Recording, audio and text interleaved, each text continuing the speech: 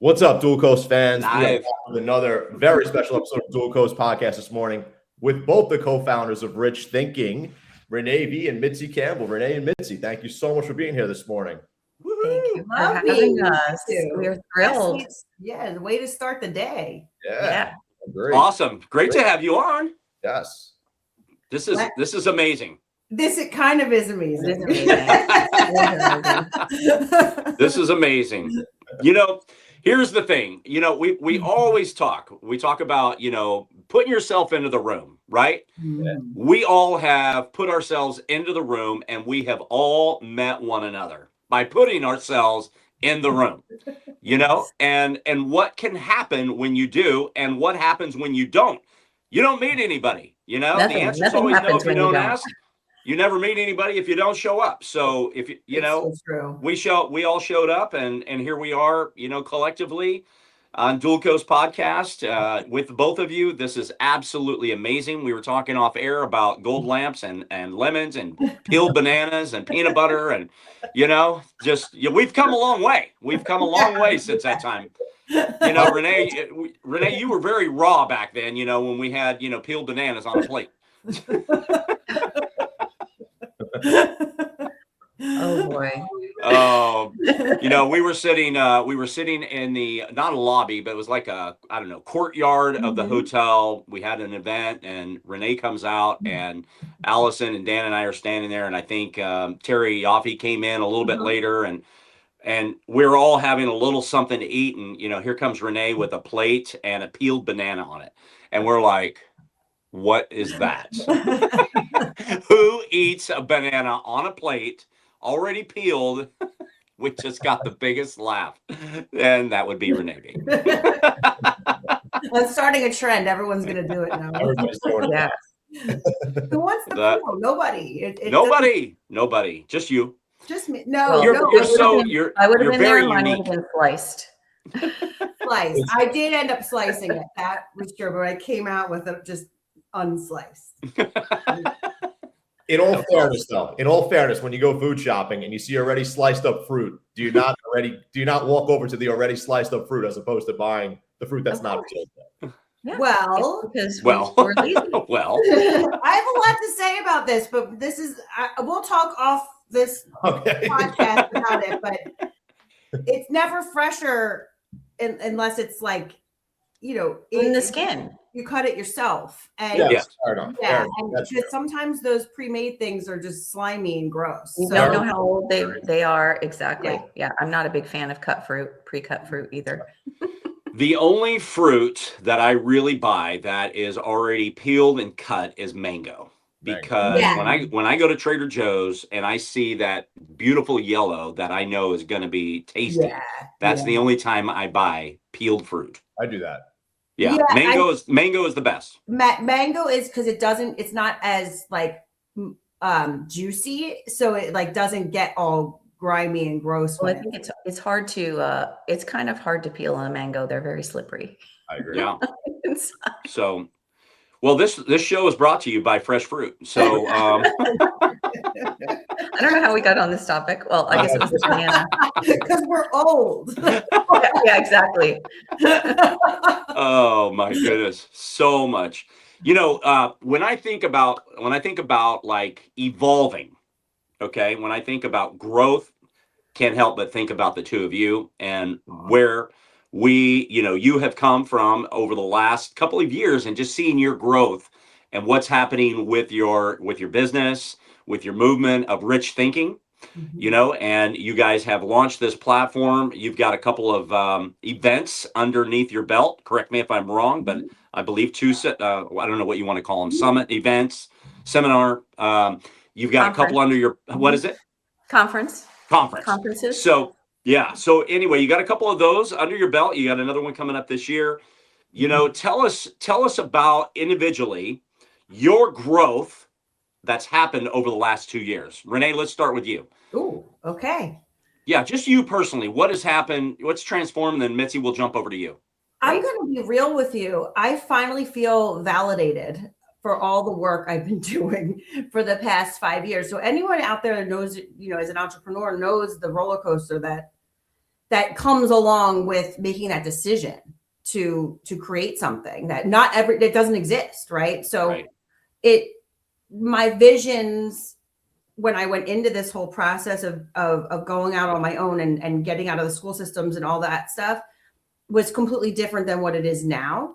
So that's really fun to watch, like when I look back, because I had my heart set on doing a certain thing, but as someone who is creating something, you have to pivot. You have to go with the path of least resistance sometimes, and see what's right in front of you and say, well, this makes sense. So I think what for me has been, I finally feel that we have created something that is going to stick. That's awesome. Awesome. Yeah, and you Yeah, all no, know it's what great. I'm talking about. It's like, do I do this? I love this, but do I do that? But then when you're met with a lot, I mean, after thousands of dollars of coaching and masterminds and all the things, I feel like I had a really great foundation for launching something, but what I was doing wasn't working. It wasn't hitting. So I had to take it further and dig a little deeper and say, well, what is it that people want? Yeah. And people want events, and people want to be included in a platform that is high end levels of people.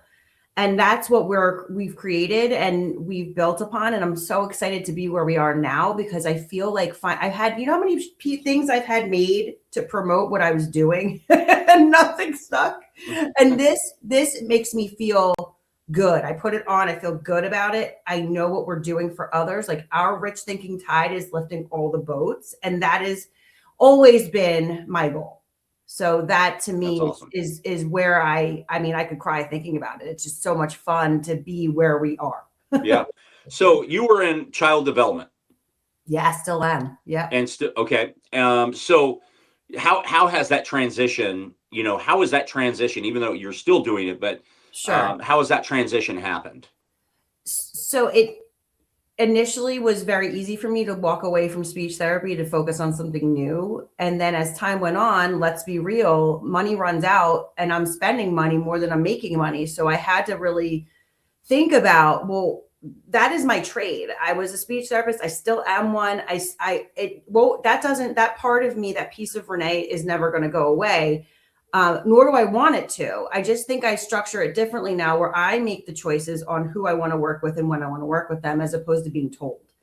And that is, I think, an entrepreneurial spirit, because after a while, you're not okay with someone telling you what to do, unless it's something that's going to help you push forward in your business, and then you're okay taking it. But my therapeutic process has changed since starting in mindset work.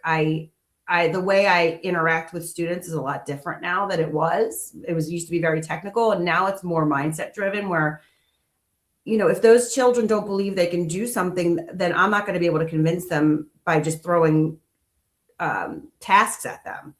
I need to kind of dig deeper with them and make sure that they understand the power of their mind and what it can do for them in the therapeutic process. Sure.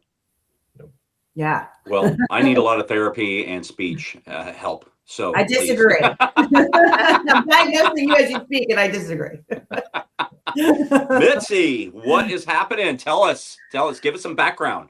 Give our audience a little bit of knowledge about who Mitzi Campbell is. Okay, sure. Well, before I became an entrepreneur, which started in 2022, I was a college professor for my entire career. So I spent roughly 30 years in the college classroom teaching English, writing, composition. I also have a background in psychology. So I was using all of those academic tools to teach for another institution, to teach in a university setting. And in 2022, I had kind of a hit over the head. The universe will hit you over the head and tell you it's time to stop doing something and start doing something new, start to pivot into something new. Oh, good. And I was feeling some dissatisfaction in the college, on the campus. Things are changing. Let's face it. COVID happened, the whole thing, and everything shifted. So I knew that was not going to be aligned for me long-term anymore, that position. And in 2022, I woke up one morning with vertigo. And it literally, my whole world was spun around. It's such a metaphor. And when I look at it now, my whole world was spun around. And as I went through the healing process and figuring out why that was happening to me, and I had some neurological issues going on, I had to spend the next few years healing and growing. And that's when I started my podcast, and I started working in mindset and personal development, using all my educational and psychological tools to teach in what I say. I went from the classroom into the school of life, teaching in the school of life.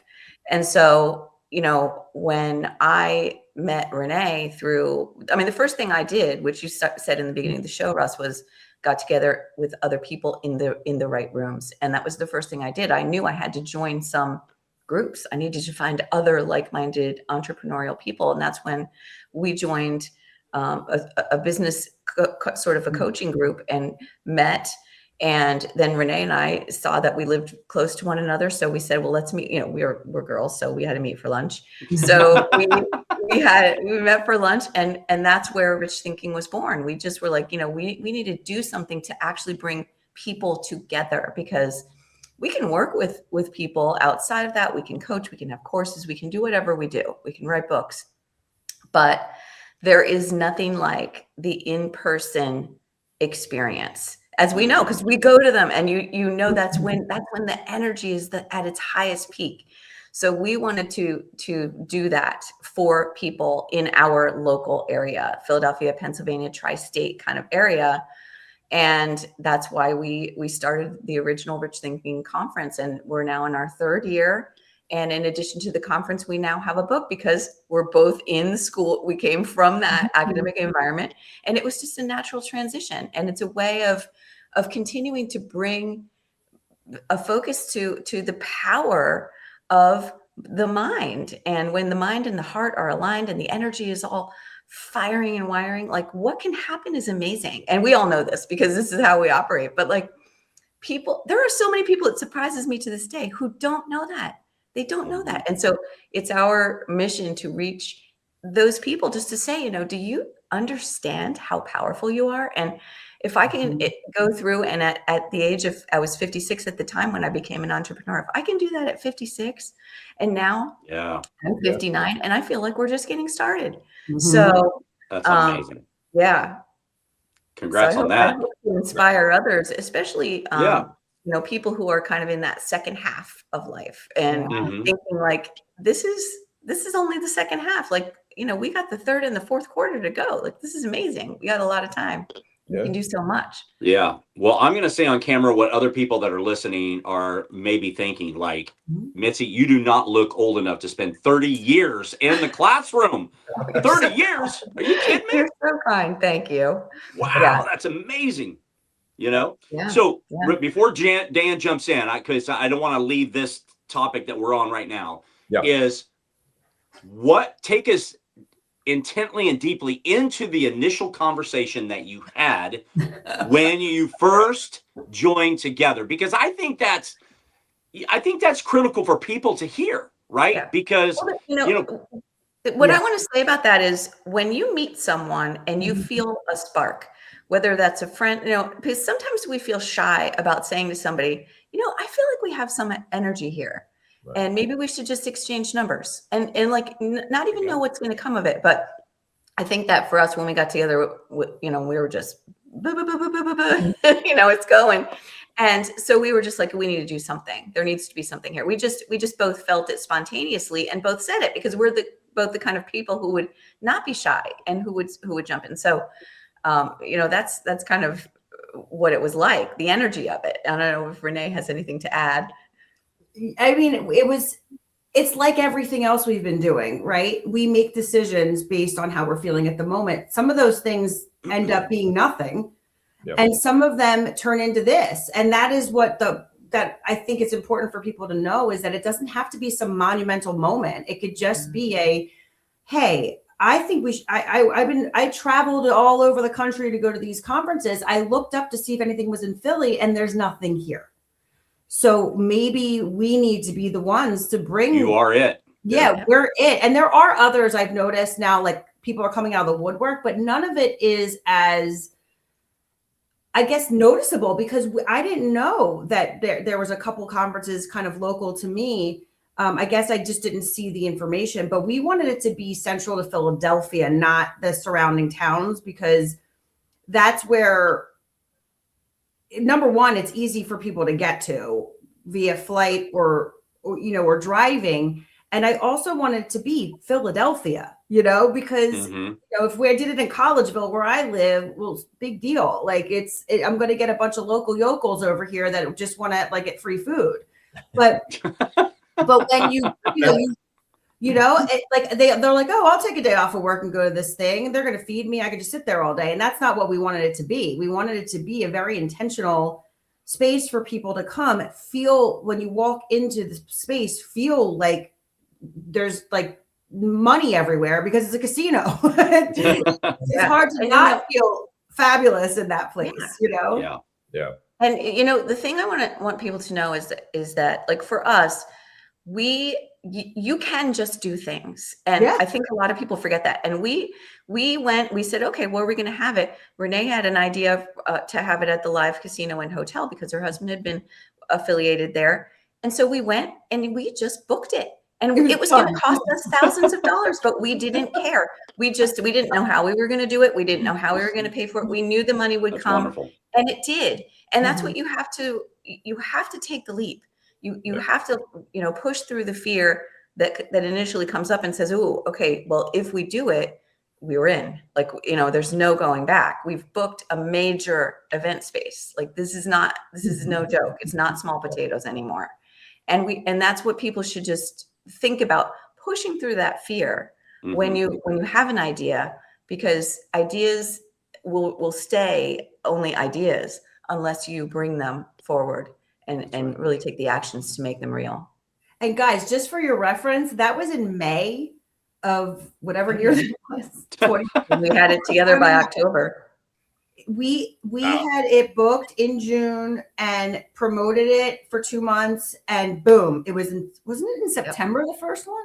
It was. That was in 24, right? Late September. It was September. So you're talking a crunch time, but we made it happen. And how seamless was it? Because we were aligned. And we just did it. You just do it. This is, I'm reading a book right now, and they have something, they have a premise that I think is really powerful. It's if you want to do something, we assign this major importance and we make things mean so much more. And if we just look at things as if we're just taking steps, it's matter of fact, you're going out to get a newspaper. If you think about going to achieve your goals as if you're going out to just get a newspaper, get a pack of gum, get a, something at the store, you just do it. We don't think, oh my God, I got to go get groceries today. And it's a whole big thing. If you think about all of your major aspirations as natural next steps and treat it that way, it has such a beautiful way of unfolding with the sense of flow. And that's what happened with the Rich Thinking Conference. It unfolded with the sense of flow. And because we're both very organized and, we had the day, honestly, it went to the minute, nothing went wrong. I'm knocking on wood. And it was amazing. So it's possible. Anything is possible for people. Yeah. And if you question Mitzi and how organized she is, look how organized those lemons are right behind her. Those are Amy's lemons. Amy organized the lemons. And she can probably hear you talking about the lemons. I love them. It's beautiful. It's beautiful. It brings color to this show. It is beautiful, and I love it too. You guys are such teasers. But I think it's really cool talking to you two, because I was there, and I think Mitzi was, when you guys decided to do this podcast. So this is just another symbol of anything's possible. You guys don't even live on the same coast. Yeah, and you're able to right. in Brussels. This is an ungodly time of the day for you.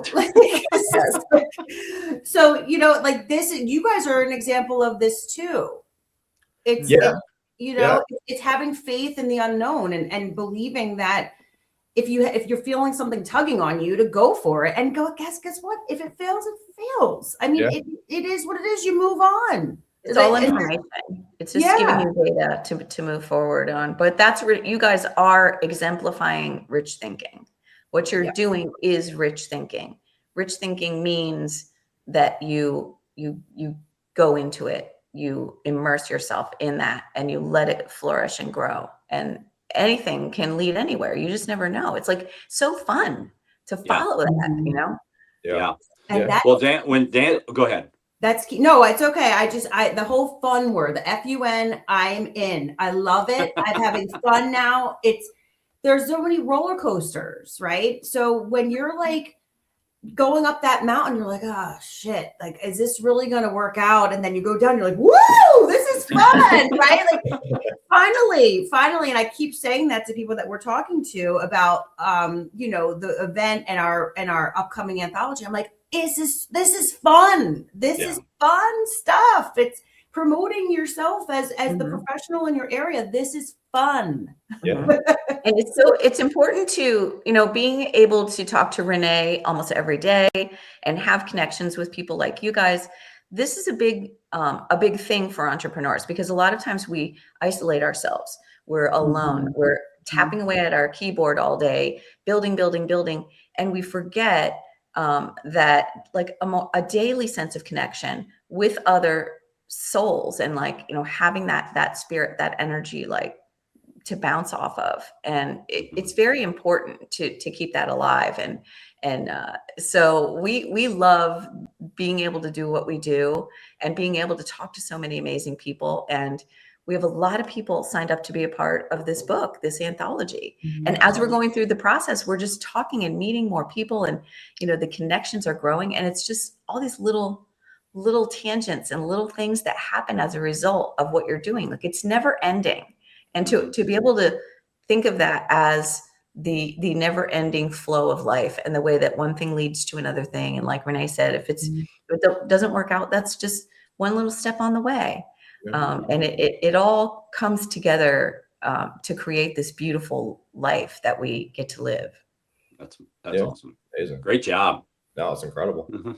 Yeah, even in terms of the dual coast origin, honestly, we didn't know what we were going to do right away. We kind of spitballed ideas back and forth between like newsletter, different things. And then, we kind of solidified the podcast actually in Missouri, maybe a little bit before Missouri. Yeah. We were talking about it in Missouri. Yes. But, Renee knew about it before I even told her. I was sitting outside, and she's like, "Oh, I heard you guys doing a podcast." Renee knows everything. She has a lot of connections. But yeah, I mean, like, and honestly, we just took a shot. We put something together and we just went for it. We talked to a couple people, made a couple of connections on how to do this, how to put it together technologically, a little bit of that, a little bit of this, and took the shot, put ourselves in the room, and went for it after that, right? It's funny because the day that we met him, as I came out of the elevator, and when we met, because that was a small group of 30 people. Well, then I had already been talking with Renee for months and months prior to that.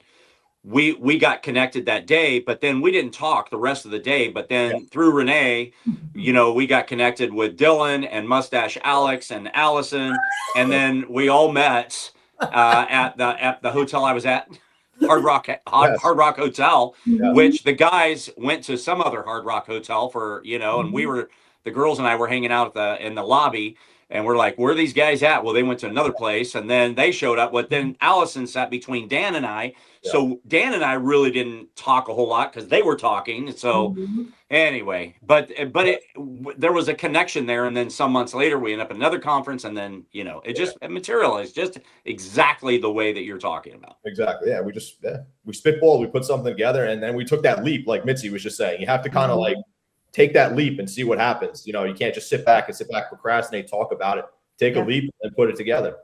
I think and you guys, honestly, you put it together. How did you do it? Because you left your house and you got in the rooms. Yeah. How else would any of us have met? No, yeah. You got to put yourself in the room. I say it to Russell all the time. Yeah. You have to. And Russell being from the West Coast, I mean, how do you meet people? You meet people through people, or you meet people when you meet them in person. It's very hard to build relationships through a screen. Yeah, you need to, there's a different vibration when you're in person with people.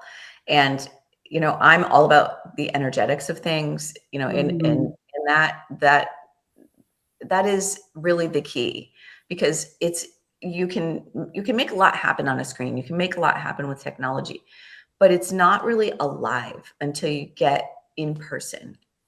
And so that's why it's important to do a combination of things. You know, you're going to do all sorts of things. You're going to do in person. You're going to do your own things individually. You're going to do things on screens with people. But you know, it all has a magical way of coming together, and it's a beautiful thing to notice. Very much. Yeah. Very much. Well, we had a lot of good conversation around the table, and then we went up to the penthouse, which is where about 300 people were, and we ended up having to yell to have conversation because the music was so loud, and it was just bumping. It was bumping up there. That was a great time, though. Yeah. Yes. Yeah, that can be fun too. Yeah, several get-togethers like that, and we're looking forward to possibly this year doing something like that around our conference, just to keep the flow going. Awesome. And it's important because when you invest in going to a conference, you want to listen to what's happening at the conference. Sometimes you don't have time to really connect with who's around you because out of respect, you're listening to speakers and you want to give them your attention. So we've intentionally built into our conference day times for people to mingle and get to know each other. And what has flourished from there has been kind of like how you two have started. This was like a relationship that went past that event. And what happened from that event, that it lasted past it. And that's the whole point, right? We want people to make the connection in person, and then there's a trust that gets built between you that you can continue through a screen, clearly because you're on two different coasts, and Mitzi and I live like an hour from each other. It seems like it's around the corner, but it's not when you're a busy person. You can't. Our time is very valuable when you have big goals. Yeah, that's right.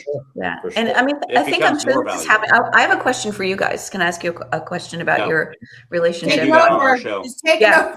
Not on our show, Mitzi. Can't do it. Yes, but don't you notice that now that you are working together, like it amplifies your strengths as an individual, and then also it allows you to see how it fleshes out. Like definitely Renee and I have different strengths, and we have learned how to really make that amplified, and it really plays into our ability to build onto this. I mean, this is how we went from the conference to a book, because we just learned about one another. And I think when you're working together with other like really ambitious people in an entrepreneurial collaboration, you can learn a lot about yourself and what you do best and what you love doing, and then allow that to play off. So I wonder how that works with you guys. Like, as you're doing the show, how do you feel about that? No, I totally agree with that. I mean, me and Russ talk pretty much every day now. And, just from that standpoint, we spitball ideas off each other, say, how about we talk to this person, that person, that person. And then I both kind of think we get to utilize our own network simultaneously while we do that, because Russ can say, listen, I can reach out to so-and-so. I can say, I can reach out to so-and-so, get us on this, get us on that, put ourselves on other podcasts. I think is a key thing that we're trying to do now a little bit more. Yes. So ever, just for exposure purposes. Sure.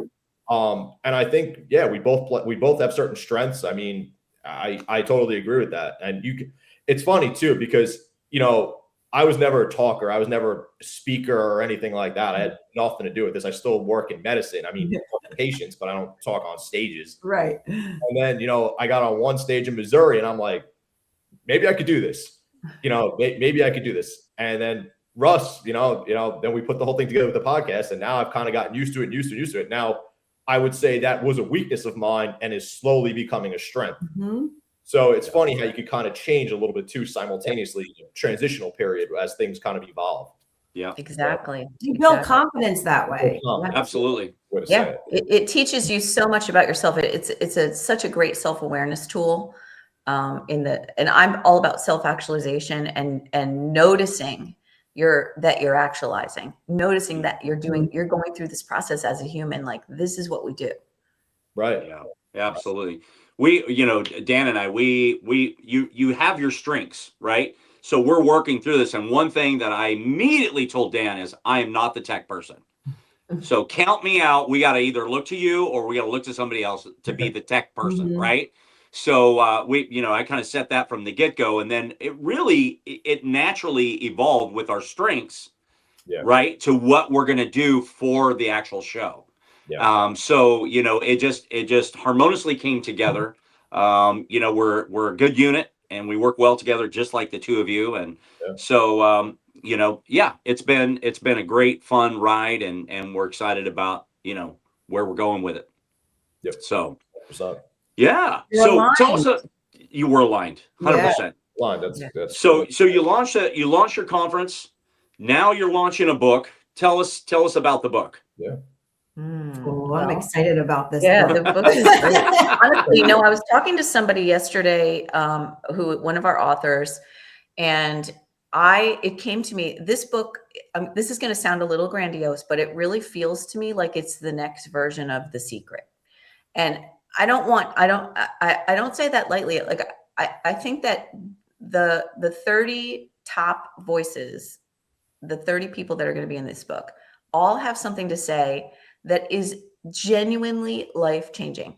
So you could pick up this book at any point and read any chapter in the book, and your life can be changed if you buy into it and take it seriously what you're reading. But it is that kind of a book, because we've got some amazing people in the book. We've got top level people in self-development in this book, and it's just going to come together as like a tome. It's like a manual for mindset.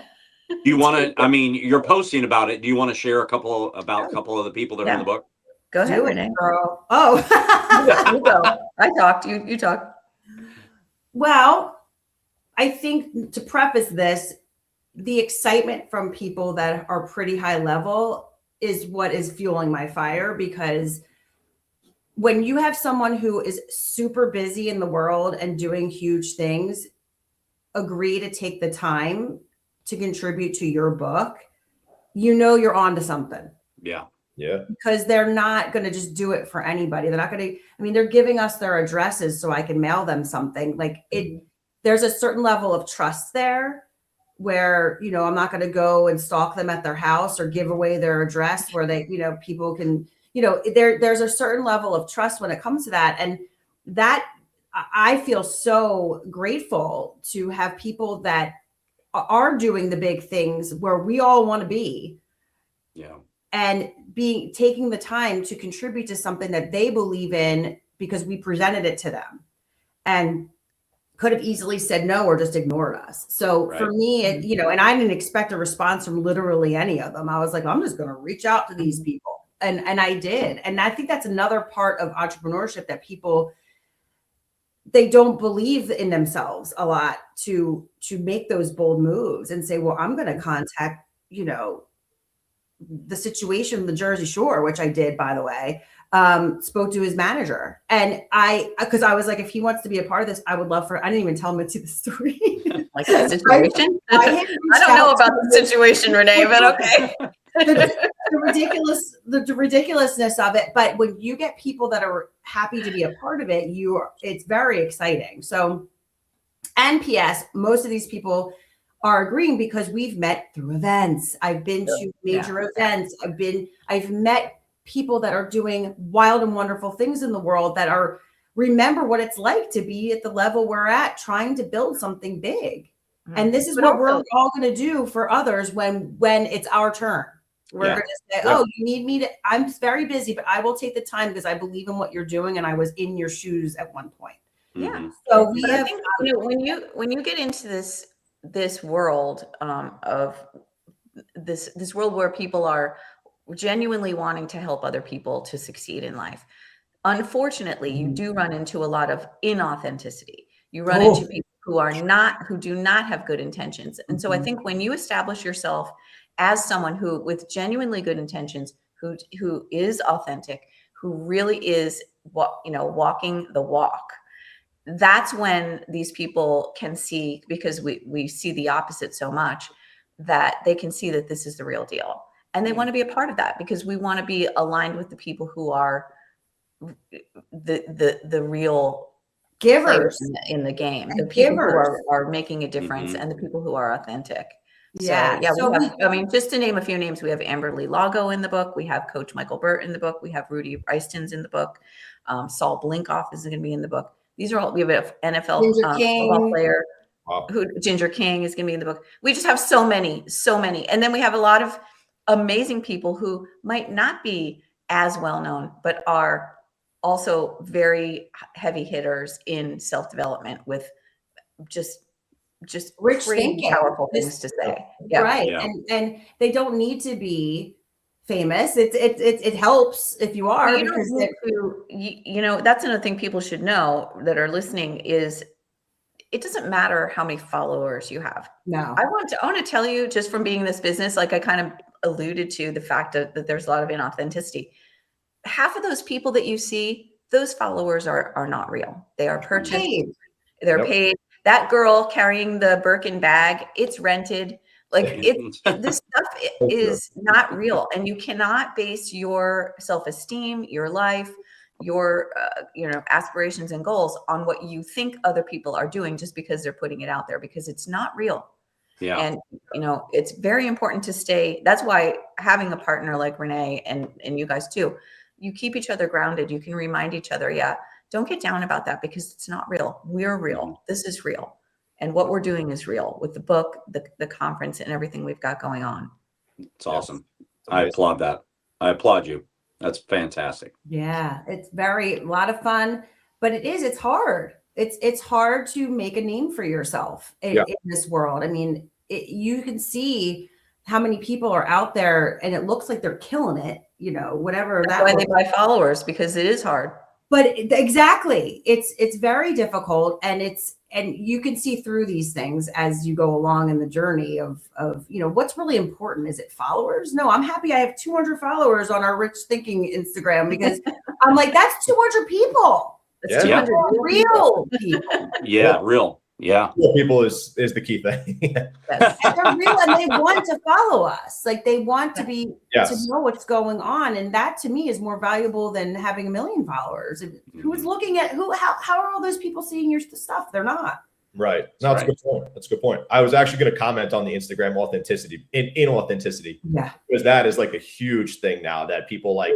The first thing you go to is somebody's social media page. All right, what's going on with this person? All right, go to the Instagram, check the Instagram. Mm-hmm. And you see they got 1.5 million followers.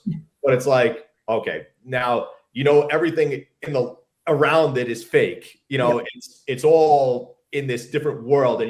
But the problem is that so many people believe that it's true. Mm-hmm. That's another problem. Is everybody's like, wow, look at this guy, man. He's on stage here. He's getting probably 50 grand to go on the stage. But half it's probably not true. Half it is a facade that just wants you to be sucked into that life. Yes. And be sucked into it and get, pay for something. Yes. And get, for lack of better words, conned into something that you're paying for. It's all aesthetics. Yeah, it's all. I mean, I personally, it's so funny because I know that a lot of people's stories that have all and in my head, I'm like, well, I know I'm very authentic, and I'm posting real things. And, if I post that I got a new car, it's because I can pay for it, not because I'm showing you, that I have this car. And then you're telling me that you can't afford $1,000 for something. Yeah. So there's a lot of of that going on where you reach out to people that seemingly have everything, and you find out very quickly that they don't. Not that okay. Yeah. When we get to peek behind the curtain, and Yeah. and it's good though. It's all a learning process because it teaches you what not to do. Right. It teaches you, about yourself and your own values and what you want to be building and aligning with. So it's all good. It's all positive. It's all a net positive. It's absolutely true. It's absolutely So what do you guys do, both of you? What do you both do to stay balanced in life? Yeah. What do you both do physically? I know family and all of that kind of stuff, but what is it that brings balance, and what is it that brings health in your life to keep you on this trajectory of where you're going? Well, that's a great question. Yeah. Health is top of mind for me, especially because it was kind of a health thing that pushed me into this field in the first place. I mean, for me, because I think one of the advantages of being an entrepreneur is you do get to design your day. a little bit Mhm. with a little Yeah. bit of freedom. Sure. And so, for me, I try to start my day in a calm place. I do not look at the news. I don't pick up my, I don't start emails right away. I take the time to do different rituals. I mean, it changes. I'm not going to be ever stuck in one very rigid routine, but like meditation is a part of my morning. Reading is usually a part of my morning. Writing is a part of my morning. Journaling, thinking about my dreams from the night before and thinking about my goals and thinking about what I'm grateful for, having my morning tea or my morning coffee, and working out. I always will do some type of a workout, some type of body movement, walking.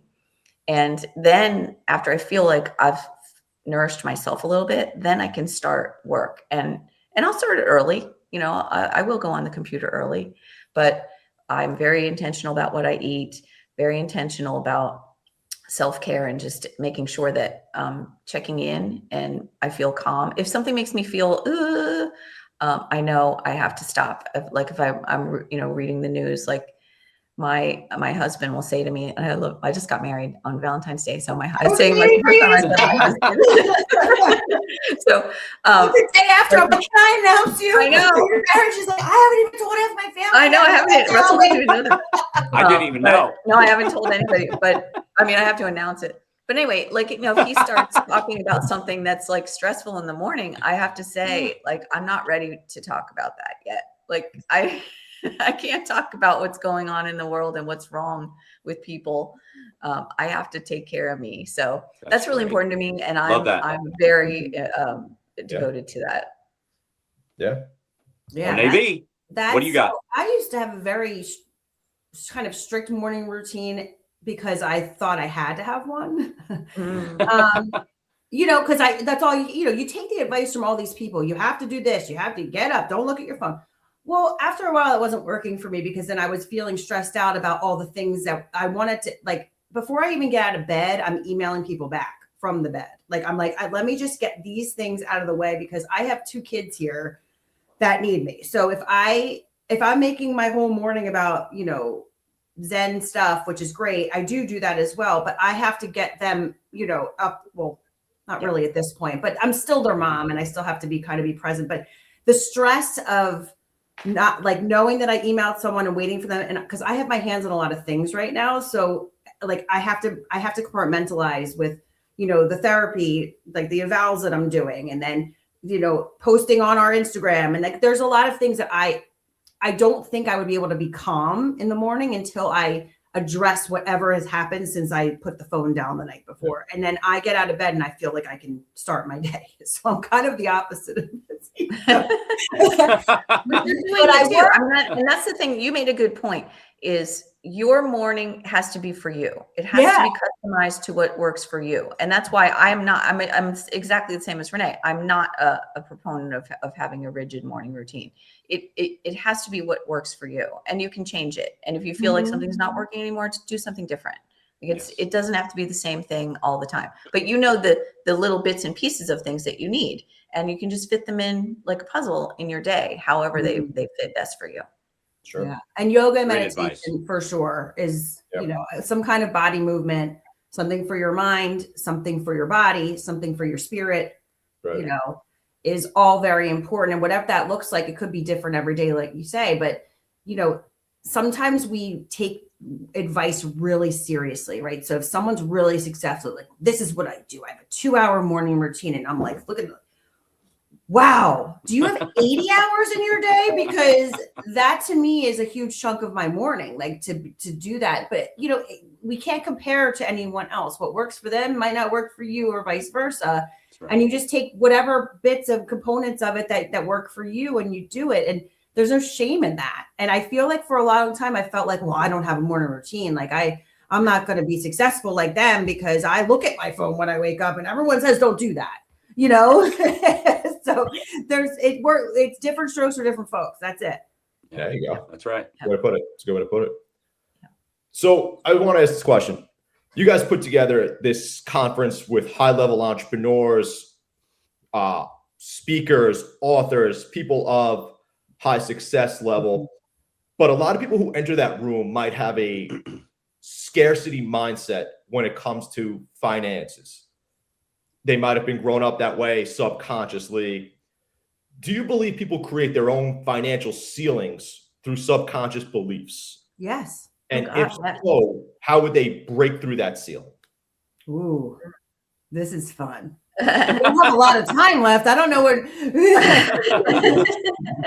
So let's ask. Well, I mean, I'll just say one thing. There's a lot of different things people can do, but one thing is just to go eat. That's super easy is to go back into your childhood and really take the time to think through what are the things that are the obstacles that were created for me before I got to form my own beliefs about it. So, you know, very simple, using your journal, going in and writing it out, you know, remembering things your parents might have said, remembering experiences, you know, like I can remember, you know, being little and there were always the rich people, you know, okay, that's the rich neighborhood. Those are the rich houses. And, you know, it was them, it was for them, not for me. And, you know, so thinking about what those things are and how they really do affect you moving forward in your life, you know, how is that your identity now? And you get to choose your identity. So you get to say, I'm choosing a different truth for myself. And this is a very long process. Like, Yes, it's not a level of awareness. You have to choose to want to do that. And once you choose to want to change your story and your narrative, then the work starts and it doesn't ever stop. That's right. It never stops. You know, it doesn't ever stop because we have the capability to rewire our brains, and this is something people don't understand. And it should be number one lesson we learn as humans is that someone else's beliefs don't have to be your reality. And once you get around people like in rich thinking, you know, I've had some people respond and say, well, I don't know how to get rich. I can't be in the book. I'm like, that is so not what it's about. Yeah. I don't know how to go get rich either. I'm waiting. I'm waiting for it. You know, like it's, you know, what part of your life can be rich? It's not just in your bank account. It is your health, your relationships. It's your religion, your belief system, your kids, what you ingest, social media you ingest, what you're ingesting food, all of that stuff. When you have a rich thinking in all of that, then abundance comes out everywhere else. And I think that's what people mistake. They're like, well, I'm not making the amount of money. And well, who the hell cares? Like, the money is just a kind of a result of having a rich thought process. Yeah. And you can't think about the money can't be the goal. It has to be this book that I'm reading right now. It's a really cool book. It's called Reality Transurfing. It's kind of a little woo-woo, but it's very, very fun. And one of the things they talk about is have the goal be the goal, the thing be the goal, not the money. So we think if I had a lot of money, I could buy the car I want. But instead of focusing on getting the money, focus on getting the car. How are you going to get the car?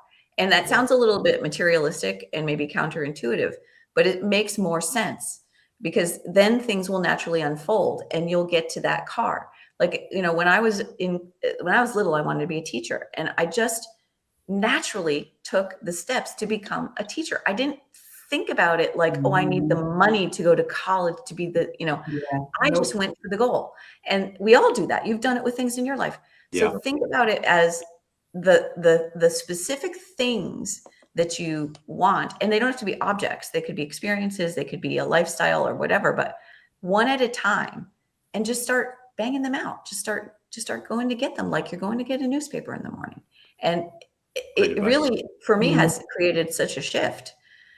We place such a major importance on the money, and it becomes a source of anxiety, but money is just energy. And there's so many good books about, you know, you can go out. This is another really good tool. Just go get a great book about, there's so many. I can give you a list.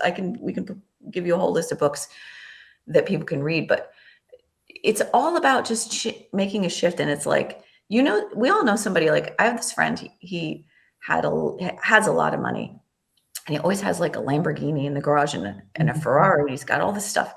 And recently something happened, and he had less money. Let's just say he didn't have the same level, and he's not worried about it because he's broken through the barrier. He knows he can just get it back. And when you get to that point of like, I don't worry about where my next, my breakfast is coming from. I know it's going to come. And even so if you can sort of translate that and somehow continue to just focus in on living your best life and being happy and cultivating those high level emotions. It's all about like the high emotions and the frequency and all the energetics that are around it. And then it comes, it happens, and you live a rich life, regardless of how much money you have in your bank account. Yeah, that's right. That's right. Last question. Wellness is not about perfection. It's about progress. Tell our audience, from each of you, what does that statement mean to you? Repeat it. Sorry. I just zoned out for a second. Great answer. Wellness is not perfection. Yes. It's progress. There's no perfection out there. What is perfect? I don't even understand why that's like a word. Good answer. Good answer. We don't hit our peak and like go back down. Like we are constantly going up in our lives, right? Yeah. I don't want to be like, oh, I made it. No, there's no making it, right? You have to make it along the way. So we don't want to hit a peak, guys. We want to keep going up until we're no longer here. Yeah. Then you could say then you could say you made it. But it's the consistent work that I know personally I've done on myself over the past 5 years even has illuminated my life, because I know that I have a choice to wake up and say, thank you. Thank you for another day. I'm here. I'm breathing. The sun's out. Oh, if it's raining, okay, it's raining. The flowers need rain. Like it's your thought process of how you choose, because it is a choice to spend your day and how you want to feel is completely up to you. But that takes a lot of work and practice, because there are times where you just feel that valley, everyone knows it. There's a couple days you're like, man, I don't know if this is right for me, or I'm exhausted. I don't feel like doing this anymore.